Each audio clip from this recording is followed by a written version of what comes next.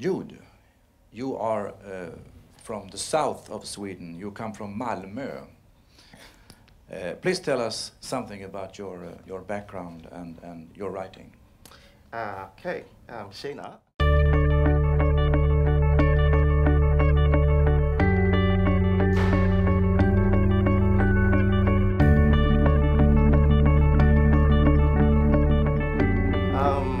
It's interesting listening to my colleagues talk about their experiences.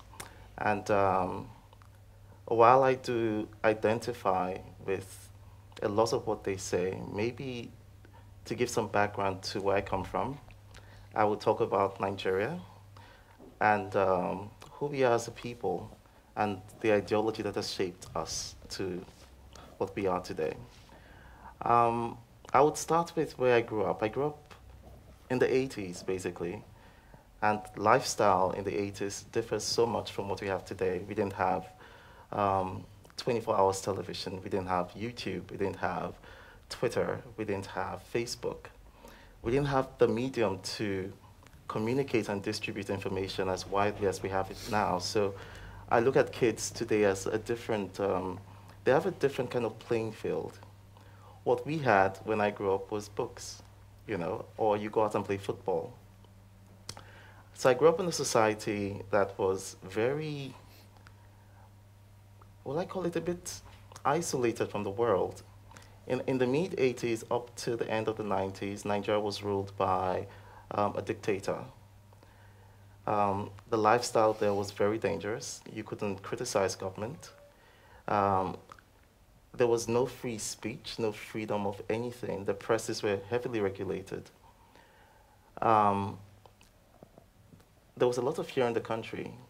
And at the end of the day, there was a lot of intellectuals fleeing the country as well. So we had lots of people leaving. Chinua Achebe was one of those that left, one of our great writers. Now, in Nigeria, we didn't have a medium that actually gave any kind of visibility to what we understand today as queer culture or LGBTI issues. And to shock you, I could tell you something like women don't exist.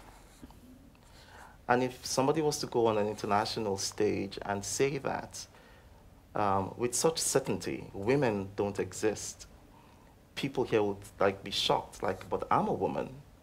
You know, the person who gave birth to you is a woman.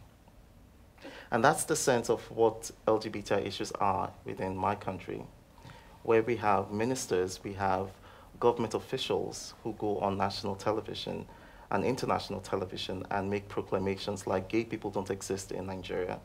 I believe it's happened in Iran as well. One of your presidents did say so at some point. And I remember watching, it was on CNN, I saw that footage and I said, my God, this is a mirror image of Nigeria, where we do have people who would go up with such pride and certainty and denounce a whole population of people. Now, to put this in context, in Nigeria, we are 180 million people. That is Sweden 20 times. And if I was to use what Babak says about the 10% rule, which is used all over the world, that in every given society, about 10% of the population is LGBTI or gay or whatever, that would mean that in Nigeria, we have about 18 million LGBTI people, which is still twice the size of Sweden. But to categorically say they don't exist, and to make that even worse, we had people in government in the 90s and in the early 2000s who were fighting to put laws in place to criminalize homosexuality. And not just criminalize homosexuality, but to have long prison sentences. And some people were pushing for the death penalty for gay people. As a young man in the late 1990s and early 2000s, I was curious. I was a very curious child growing up. I read a lot of books. And eventually I started telling stories as well. I was writing a lot. And at some point in my development as a writer, I was looking for literature that captured, you know, queer life in Africa, not just in Nigeria, simply because they had nothing, we had nothing to show. You know, these are Africans who are also LGBTI and they have normal lives. The narrative that we had was if you are LGBTI within this continent, because it wasn't just in Nigeria, you either have gotten that from a foreign influence or you are possessed by the devil. And so you use your same-sex practices to kind of like a fetish practice.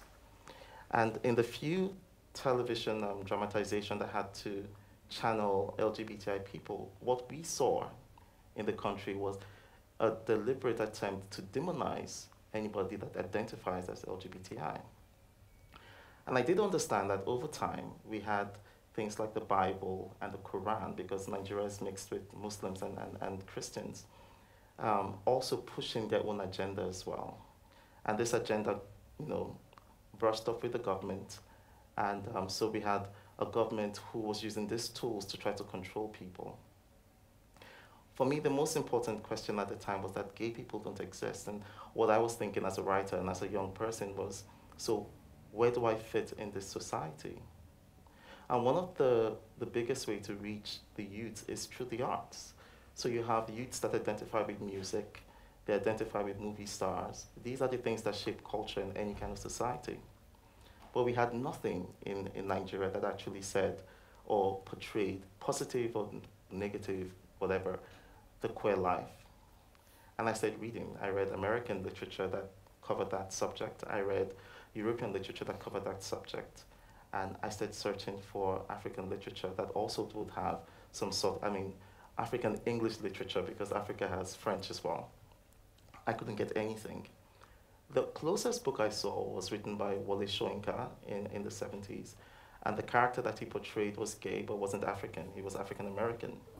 And that was the closest that we had. And even within the context of his novel, the character himself was not exactly a shining example of a classic gay person, but more of a flawed character. And so the narrative continued. In early 2000, after I graduated, I stumbled upon a writer called Elin Harris, an American writer. A friend gave me his book to read, and I was fascinated because this was a writer who was writing about Black LGBT relationships within the American context. But the fact that I could see myself represented in his literature, I was really quite excited. And so I sent, I went online. It was early 2000s. Nobody had smartphones. I had to wait to get to the office. Went online, researched this writer, completely fascinated by him.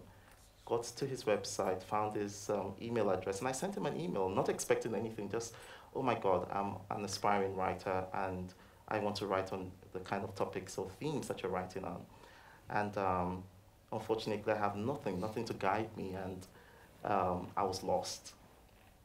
And so I let that go. A week later, he responds, and I was shocked. And what he said really empowered me to write, because he reminded me of what the Nobel Prize writer Toni Morrison said. And she said, I'm paraphrasing, if there's a book that you want to read and it hasn't been written, then you must write it. And so I felt, my God, this is like permission to write. It didn't exist, but I had the power to tell that story because I lived within that story. And so in the early 2000s, I started crafting my first novel, Walking with Shadows, which was a book that directly challenged the concept of gay people not existing within the society.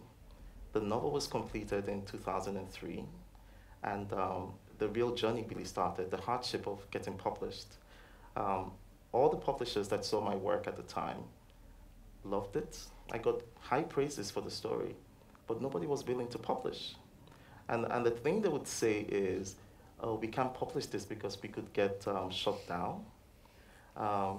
As beautiful as your story is, it's a taboo topic that we don't want to touch. Eventually, in 2005, I found a small publisher who was willing to take the risk, and we published. The book came out. We sent sample copies to libraries all over Nigerian booksellers, and nobody wanted to stock the book. Why? Because of the subject of homosexuality that it actually treated. Eventually, my publisher decided a new strategy. Rather than stock bookshops and libraries, would go for events, book events, festivals, stack your book, and you talk about your work. as long as you don't mind people thinking that you're gay, because that was his greatest fear, was that people would identify you as a gay person, and that's dangerous. And I said, well, as long as they don't think I'm a thief, a murderer, or a derelict from the society, being labeled as gay didn't faze me as much. I just wanted the story to get out there. And as soon as we started doing that, the books were flying off every single event we went for. And the best part was, for the first time in Nigeria, a highly homophobic country, people began to talk about LGBT rights issues openly. We, prior to the novel coming out, we couldn't have a conversation where we'd sit like this, and you mentioned gay or LGBTI. People would stop and say, what are you talking about? And it becomes a kind of violent and dangerous situation for you. But with the novel, it kind of created an atmosphere where people could actually have adult discussions on the rights of LGBTI people. It was a huge blow to the society at the time and crashed a lot of glass ceilings. But the most gratifying thing was getting calls and emails from publishers and booksellers saying, we want your book, because people have been coming to ask for this book. The book was eventually stocked. It was shortlisted for a couple of prizes. But for me, the greatest achievement of the novel was it started a conversation. It gave visibility to people that prior to that didn't exist within the society. In 2005, the country was pushing for laws. We didn't have a law at the time that said gay people are evil and jail them. We had within our constitution something called the anti-sodomy laws, which we inherited from the Brits. And I'm sure a lot of European countries as well had anti-sodomy laws in their constitutions as well. So we have that, but we didn't have a law that named LGBT or gay people. And so my activism in the advocacy of gay rights started from that point, because I was able to start a conversation, change people's perceptions of what gay people were. And I worked with a couple of other organizations, but I'm a writer. I write other things. I don't just write on LGBTI issues. In 2014, after Christmas, this was early January, I woke up to most devastating news that the president at the time had actually signed into law, a law that actually targeted, in plain language, LGBTI people and anybody that kind of supported them. And at that time, it became really uncomfortable, let me put it that way, to live in Nigeria, because the news that were filtering back to us who were fighting this fight was of people being evicted from their homes because they were suspected of being gay. We had people who were lynched on the streets. We had, anybody could be targeted. And if you knew a gay person, you are, more or less mandated by law to report them. So which means parents were obligated to report on their kids who they, thought were LGBTI or showed gay tendencies and things like that. And at that point, I decided, this wasn't a place I felt safe anymore writing. I don't believe in censorship. I think that was one of the greatest reasons why I left. I didn't believe in censorship. Staying in Nigeria at the time would mean not acknowledging that there was a problem and not acknowledging myself as an LGBT person as well. And so I found myself in Malmo. And I think I would save the rest for the... Yes, yes. Yeah. And your book is here, it's also in Swedish. Mm. So you could buy a copy of it. I've read it myself, it's a very good and interesting book.